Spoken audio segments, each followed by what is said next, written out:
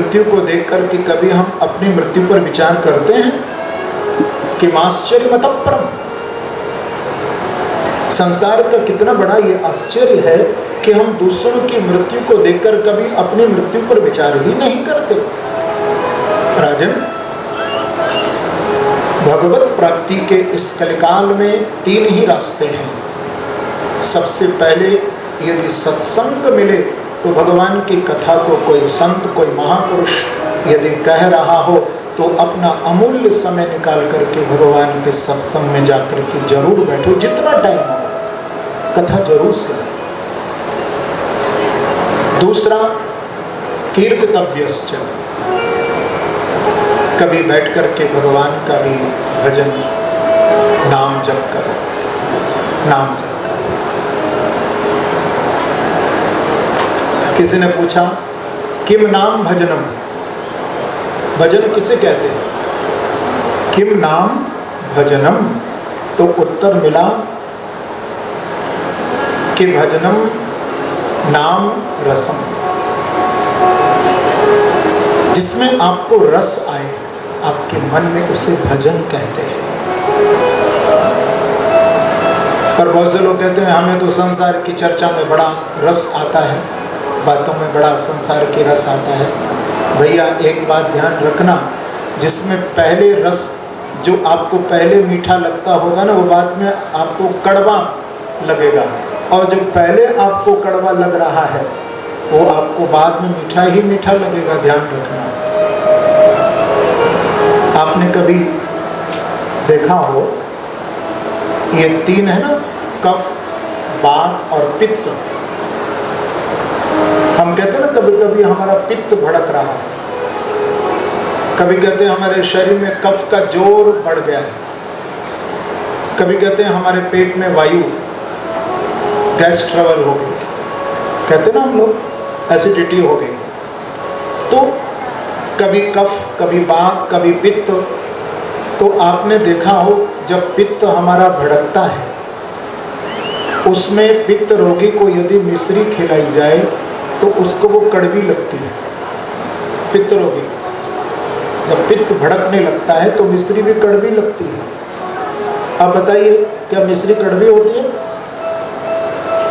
पर पित्त रोगी से पूछो तो भैया मुझे तो कड़वा स्वाद आ रहा है, मुंह कड़वा कड़वा हो रहा है।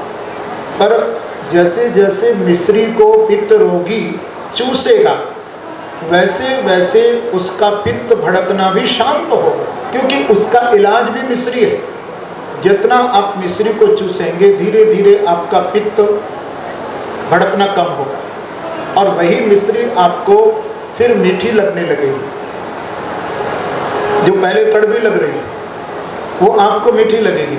ऐसे ही भगवान का भजन, भगवान का नाम पहले हमें कड़वा लगता है, पहले हमको बड़ा तकलीफ होती है, कौन बैठे प्रभु का नाम जप करे, कौन माला फेरे, क्या ये ध्यान करे, क्या प्रभु, लेकिन पहले हमको ये कड़वा लगता है।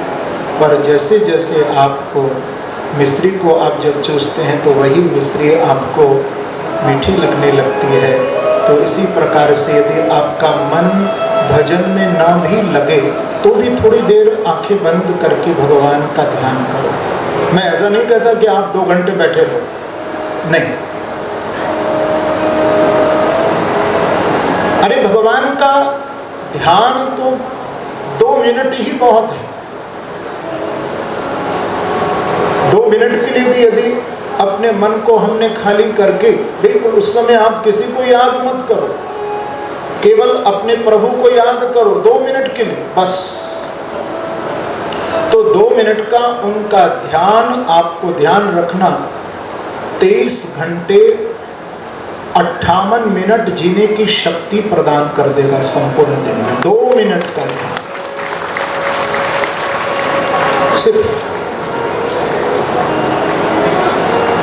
पर उस समय आप किसी और को याद मत करना, केवल अपने प्रभु को याद करना कि जितासनो जितस्मासो जितसंगो जितेन्द्रिय स्थूले भगवतो रूपे मनस्संधारये धिया सुखदेव जी राजा परीक्षित को यहाँ कह रहे हैं कि राजन, ये दो प्रकार का ध्यान है, एक स्थूल और दूसरा है सूक्ष्म। स्थूल संपूर्ण जगत, मन की एकाग्रता के लिए, राग द्वेष से मुक्त होने के लिए स्थूल ध्यान। पातालमेतस्य हि पादमूलम पठन्ति पार्ष्णी प्रपदे रसातलम, ऐसा सुखदेव जी भागवत में यहाँ बोल रहे हैं। और कुछ भक्त अपने हृदय में अपने आराध्य का ध्यान करते हैं, जिनके माथे पर मुकुट है, कानों में मकराकृत कुंडल है, गले में हार है, बाहों में बाजूबंद है, कमर में कौंदनी है, पैरों में नूपुर है, सुंदर पीतांबर है, मंद मंद वो श्री कृष्ण मुस्कुरा रहे हैं। ऐसी छवि का अपने अंतःकरण में भक्त जन ध्यान करते हैं। दो प्रकार की मुक्ति भी है परीक्षित, एक सदेह मुक्ति है और दूसरी क्रम मुक्ति है। क्रम मुक्ति, इसका भी विवेचन भागवत में किया है परीक्षित। क्योंकि बहुत से लोग कहते हैं कि ये मन लगता नहीं है, महाराज कुछ इसके लिए बताइए ना। देखो, प्रेम से कहो श्री राधे। श्री राधे। एक व्यक्ति ने ना बहुत ध्यान से सुना, एक भूत को सिद्ध कर लिया। भूत को, अब उस भूत ने कहा उस व्यक्ति को कि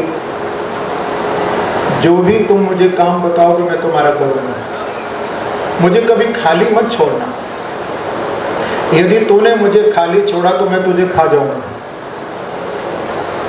तो उस आदमी ने सोचा मन में कि मेरे पास तो बहुत संसार के काम हैं, इसको मैं टाइम ही नहीं दूंगा, हमेशा काम में ही लगाए रखूंगा। अब देखो, भूत को उसने काम बताया, जो काम बताया चट कर दिया, फिर बताया फिर कर दिया, ऐसा कोई काम उसका बचा ही नहीं। अब सब काम हो गए। अब भूत ने कहा मुझे काम बता, यदि नहीं बताएगा तो मैं तुझे खा जाऊंगा। तो वो व्यक्ति बहुत घबरा गया।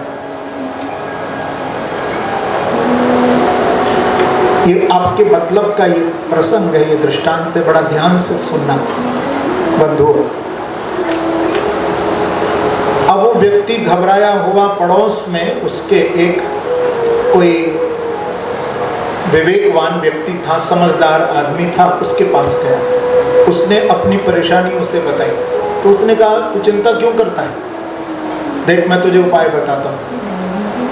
तू ऐसा करना कि अपने घर के आंगन के बीच में, आंगन में एक बांस गाड़ देना, बांस। और जब तेरा कोई काम हुआ करे तो इस भूत को कहना कि जा मेरा ये काम करके आ। और जब काम पूरा हो जाए, कोई काम न बचे, तो इस भूत से कहना कि इस बांस पर तू चढ़ और उतर। क्या करना है? चढ़ और उतर, बस यही तेरा काम है। वो आदमी बड़ा खुश हो गया। अब घर में आया, उसने भूत को काम बताया, झट उसने काम कर दिए। अब कोई काम जब नहीं होता तो उस भूत को कहता कि इस बांस पर तू चढ़ उतर, चढ़ उतर, चढ़ उतर। अब भूत चढ़ उतर में उसकी कमर ही टूट गई। प्रेम से बोलो श्री राधे। उस भूत ने उसको कहा कि तू जीता और मैं हारा, छोड़ करके वो भाग गया। अब देखिए, ये तो दृष्टांत है, लेकिन इसका दृष्टांत क्या है? बड़ा गहरा है। ये भूत कौन है भैया? ये भूत कोई और नहीं है। गीता जी में कहा है, चंचलम ही मनः कृष्ण प्रमाथ बलवद दृढ़म। ये जो हमारा मन है ना, ये भूत की तरह है और कोई भूत नहीं है। तो जैसे उस आदमी ने उसे समझाया था, जिसने भूत सिद्ध किया था ना, तो ऐसे ही मन भी तुम्हारा भूत है। जब कोई संसार का काम हुआ करे तो मन लगा करके काम करो। जिस कार्य क्षेत्र में तुम हो पूरी जिम्मेदारी से उस कार्य क्षेत्र में काम करो, लेकिन जब काम से निवृत्त हो जाओ तो इस मन रूपी भूत को खाली मत छोड़ो, क्योंकि खाली दिमाग शैतान का घर हो जाता है। इस मन रूपी भूत को खाली मत छोड़ो। उसने क्या बताया था कि घर के आंगन में तो एक बांस गाड़ लेना और बांस गाड़ के इस भूत को कहना कि ऊपर चढ़ नीचे उतर, फिर ऊपर चढ़ फिर नीचे उतर। तो वहाँ तो आंगन में वो बांस था। भैया आपके पास जो आंगन है वो कोई दूसरा आंगन नहीं, आपका जो हृदय है वो आंगन है। और इस हृदय रूपी आंगन में जो बांस है वो बांसुरी वाले को बिठा लो। बोलो श्री कृष्ण चंद्र भगवान। उस बांसुरी वाले कृष्ण को बिठा लो और जब खाली रहा करो तो चरणों से लेकर के उनके मुखार बिंद तक, क्योंकि भागवत में लिखा है कि जब भगवान राम का, भगवान कृष्ण का जब तुम ध्यान करो, शिव का ध्यान करो, तो कैसे करोगे ध्यान मालूम है आपको? कि संचिन्तयेत भगवतश्चरणारविन्दम्। जब ध्यान करें भगवान का तो सबसे पहले उनके चरणों का ध्यान करो, चरणों का ध्यान। देखो शक्ति का ध्यान करना हो, जैसे राधा रानी का, सीता मैया का, दुर्गा मैया का, इनका शक्ति का ध्यान करना हो तो मुखार बिंद से प्रारंभ करो और चरणों तक आओ। और शक्तिवान का ध्यान करना हो तो चरणों से लेकर के मुखार बिंद तक एक एक अंग का ध्यान करते करते करते भगवान के मुखार बिंद पर अपने ध्यान को केंद्रित कर दो। तो चरणों के ध्यान की बात क्यों आई भागवत में, कभी सोचा? हाँ, इसलिए कहा जा रहा है कि देखो भगवान के चरणों में चिन्ह बहुत हैं, लेकिन 4 चिन्ह सबसे प्रमुख हैं। वज्र, अंकुश, ध्वजा और कमल। ये 4 चिन्ह। देखो वज्र क्या करता है? वज्र जो है हमारे भवबंधन को काटता है। ये अंकुश, आपने देखा कभी हाथी को ना? तो हाथी के ऊपर कौन बैठा होता है? महावत। उसके हाथ में छोटा सा एक औजार होता है जिसको कहते हैं अंकुश। और हाथी कितना बड़ा होता है, और हाथी के यहाँ कान के पास टिका करके वो रखता है। हाथी डरता है, उस छोटे से अंकुश से हाथी डरता है। तो भगवान के चरणों में भी एक अंकुश का छोटा सा चिन्ह बना हुआ है, भगवान राम और भगवान कृष्ण के। ये अंकुश माने उनके चरणों का ध्यान करने से हमारा मन एकाग्र रहता है। एकाग्र मन के लिए ये अंकुश है। और तीसरा है ध्वजा। ये ध्वजा का चिन्ह क्या करता है? आप कभी मंदिर में किसी में दर्शन करने जाओ ना, तो देखो दर्शन करके जब मंदिर से निकलो तो एक बात का ध्यान रखना, मंदिर के उस शिखर के ऊपर ध्वजा लगी होती है ना, झंडा लगा होता है, तो उसका दर्शन जरूर करना। मंदिर से निकल करके मंदिर से जब जाओ तो ध्वजा का दर्शन करके जाओ। ये ध्वजा है यश और कीर्ति का प्रतीक है। जो भगवान की मंदिर की ध्वजा को दर्शन करता है, जो भगवान के मंदिर की ध्वजा को प्रणाम करता है, भैया उसकी भी यश और कीर्ति में वृद्धि होती है, उसकी भी जय जयकार होती है। और कमल का पुष्प ये संकेत करता है जैसे जल में उत्पन्न होता है पर जल से उसका कोई संबंध नहीं रहता, ऐसे ही एक भक्त का जीवन भी होना चाहिए। तो ये 4 चिन्ह विशेष भगवान के चरणों में है, वज्र, अंकुश, ध्वजा और कमल।